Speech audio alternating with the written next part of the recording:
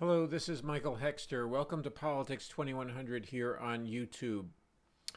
So this episode I'm calling Mobilizing Armed Paranoid Mental Illness Adds Additional Danger to GOP's QAnon Politics. This is kind of an addendum to a recent episode where I talked about a pincer movement by the GOP against the moral standing of both the Democrats and also the project of using morality and idealism, you could say, or to improve the world, to having an ideal, something to change the society for the better, having something that is at variance with the current reality, but is based on some long or deeply held value that is supposed to move the society forward into a new state that is better than the previous states. And so this is a project that the right wing is vehemently opposed to. It sees it as a threat to the entrenched interests that are often the paymasters of right-wing politicians and right-wing activists, and but also the cultural basis of the right wing being a reactionary force against change and also for hierarchy, for existing social hierarchies. And so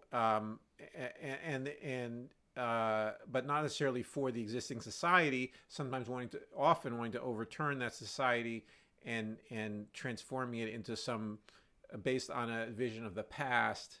But anyway, so this, and I described it as a pincer movement. So in that video, because the right wing now is employing two different strategies that form a pincer or form a two front battle with the Democrats or with left forces. The Democrats are not necessarily left; they're centrist, but they're somewhat to the left of the Republicans on most issues, and so they're also styled as the left wing alternative to the or the centrist alternative, really, to the far right Republicans. So anyway, or as quote unquote the enemy basically of the Republicans, and they are trying to direct the hostility of their base at the Democrats. So anyway, the pincer is both undermining the whole project of just saying of using your mind and your values to inform your own actions, but also the actions of government to make changes for better, for equality, for more democracy, for climate stabilization, any number of different, for recognizing the rights of minorities within society overall, and so or oppressed groups within society. And so there's scorn and mocking and so forth and so on, and cynicism related to that. But then there's also the aggressive, this new tack of the Republicans of really, or it's not entirely new, but it's new in its viciousness and in its personalization to the Democrats, at least new in the last 5 or 6 years, but now intensified with the Republican Party adopting a QAnon approach to the Democrats and to suggesting the Democrats are enabling child abuse, enabling and of a nature that is almost impossible to imagine, or that it being real. But nevertheless, based on the QAnon mass psychosis, basically, that is generated by the QAnon discourse, and that has been stirred that within the Trumpist movement, within the far right movement, and also within channels within social media, so forth and so on, and also enabled by some broadcast or cablecast media. So anyway, but the additional element, and this is a reflection, or I am building on what Elie Mystal of The Nation, the legal correspondent for The Nation, observed in a video, and I'll put a link in the description box, that Josh Hawley, who was suggesting that Ketanji Brown Jackson, who is the nominee for the Supreme Court, would be soft on child abuse and child pornography, by in terms of his line of questioning and his focus on that particular,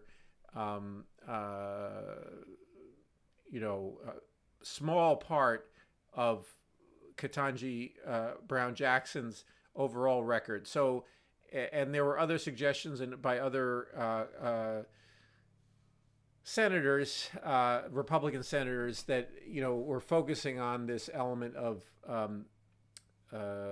abuse, and it's resonating with the Q-Anon discourse.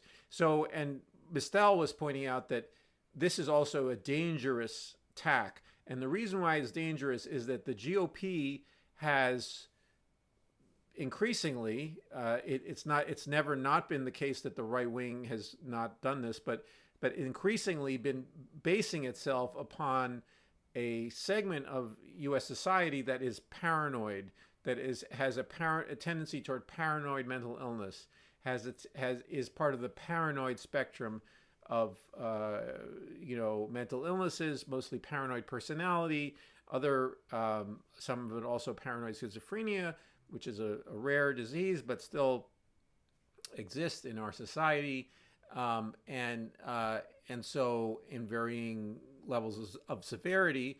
But anyway, maybe 1% or so of our society is schizophrenic. So, but anyway, but beyond that, there's just more generalized paranoid culture that is been in part socially constructed. It's not necessarily biological, or it has some constitutional contributions of people who are more likely to be fearful, more likely to be distrustful of other people. But anyway, this has been cultivated by a couple different things. One of them is that institutions have failed many people, so there is a real failure to maintain trust in institutions like the media, like the Democratic Party, like the Republican Party.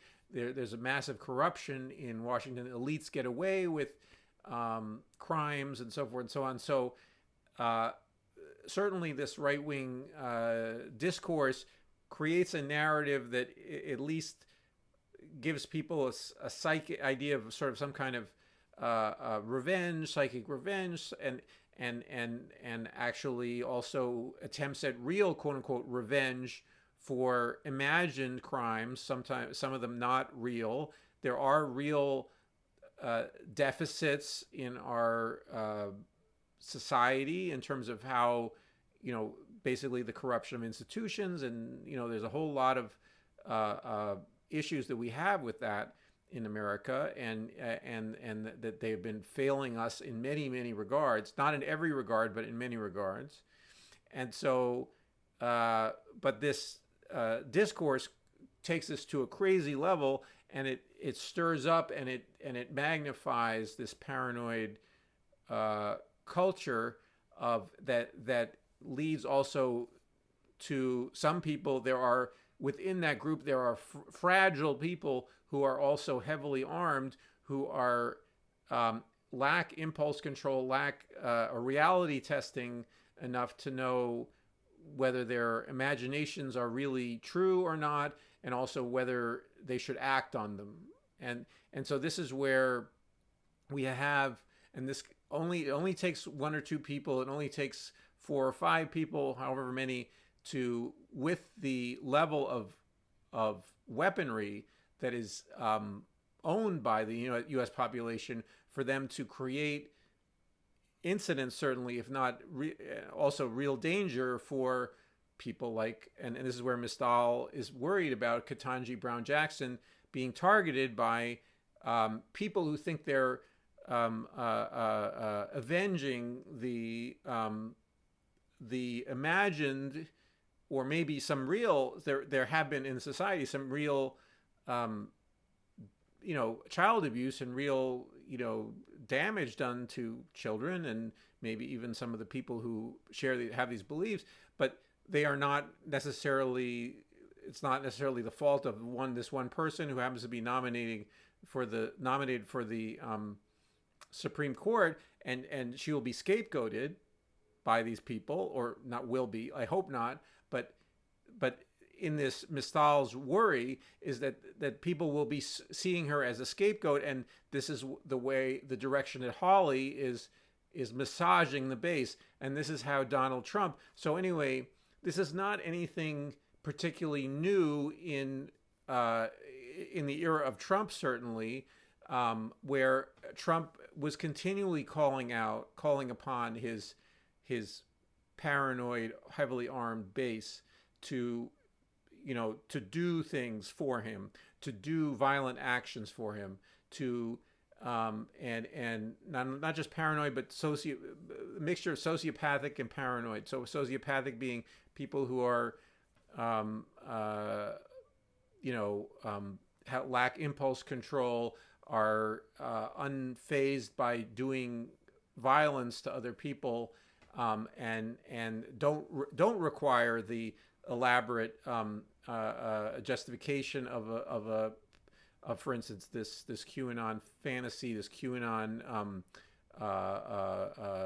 mass psychosis. They just are wanting to do violence, and they feel like they're part of a quote unquote team that is or a group that is part of the Donald Trump team. Okay, with the team.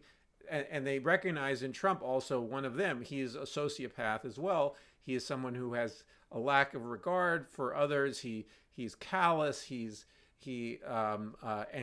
acts this out in his speeches and so forth and so on. And he's into promoting violence and promoting impulsivity in a way, and based on feelings of anger and resentment and all, any number of different emotions that many of the people in his base feel like they've been pent up.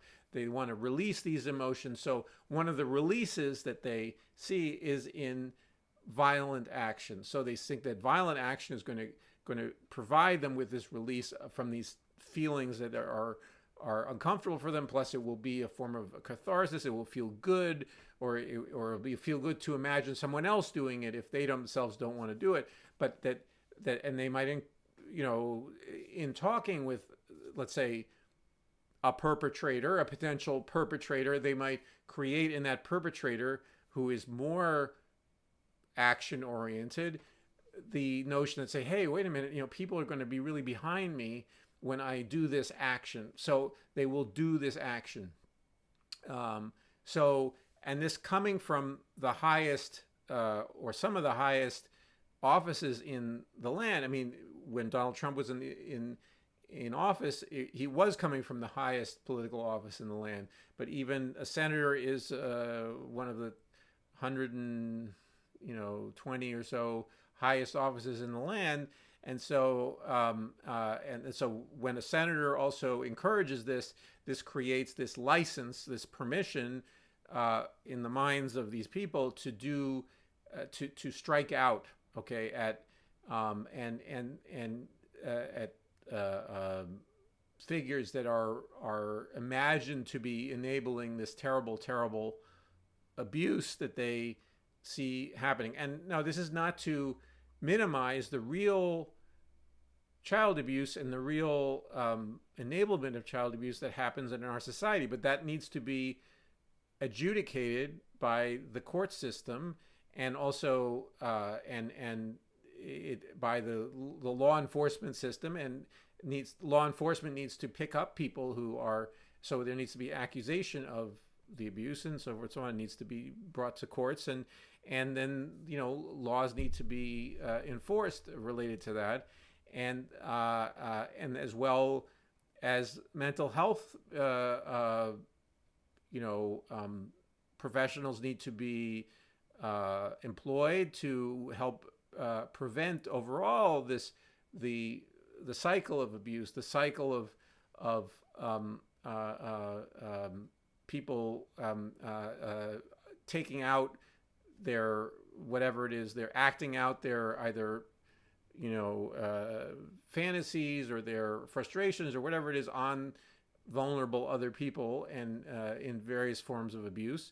So anyway, so it's not to say that doesn't exist, but that we have in QAnon a particular politicized. So this is the politicization for the use of a distraction to basically distract from the predatory policy of the GOP, the predation on the American people that that the rawest that the GOP represents in its rawest forms, the predation on vulnerable people, all those things. So it's a distraction technique by the GOP, and unfortunately, the Democrats are a very poor defender of the American people, and a very poor. They are, in the terms of the leadership. There's some promising elements of the Democratic Party, but overall, the party has been lackluster to terrible in terms of its job, in doing the job of being a protector of the American people. And so they, when these trumped up, sorry again for the double entendre, of charges or accusations, these histrionic accusations are made or implied, the Democrats are slow to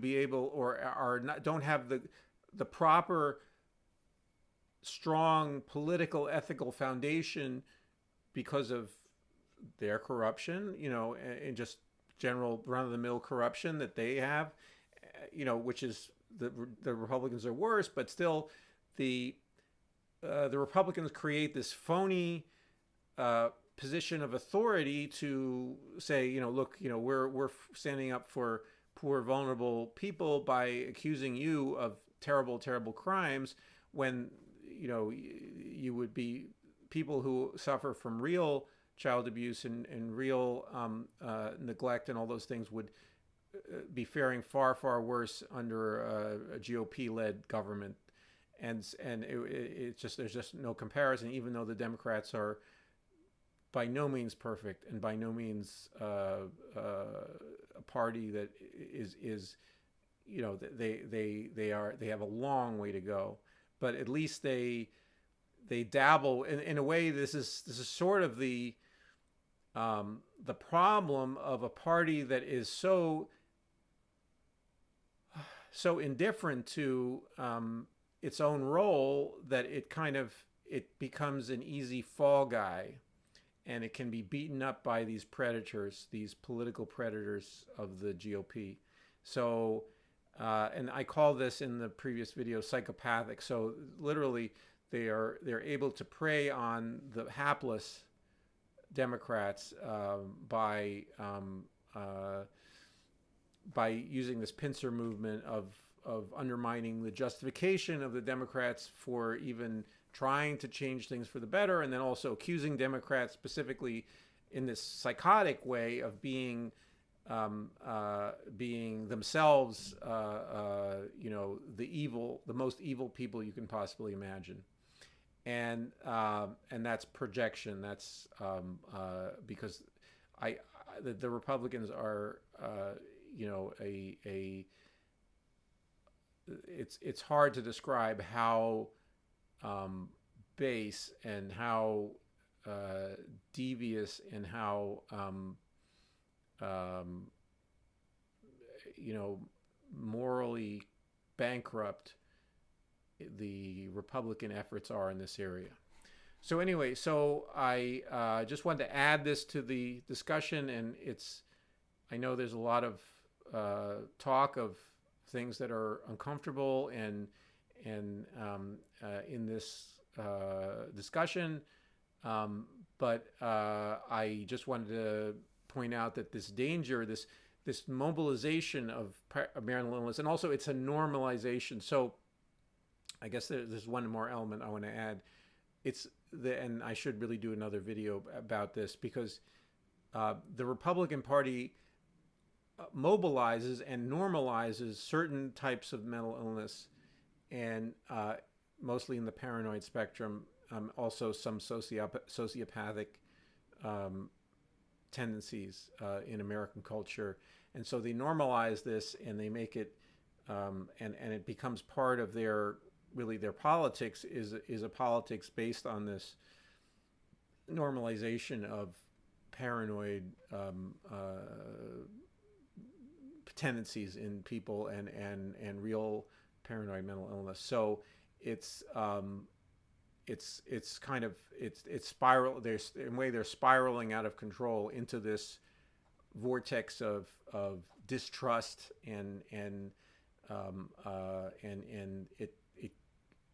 they keep on spinning people around in this where they're not. One of the key things that's being lost is reality testing, the ability to confirm that something is real and it's out there, and instead they create a vortex of discourse. So anyway, so I'm going to stop here, and please share your comments in the comment section. And also, if you're liking this video, please like it. Also, please subscribe to Politics 2100 if you're getting anything out of it. And I look forward to seeing you in the next video.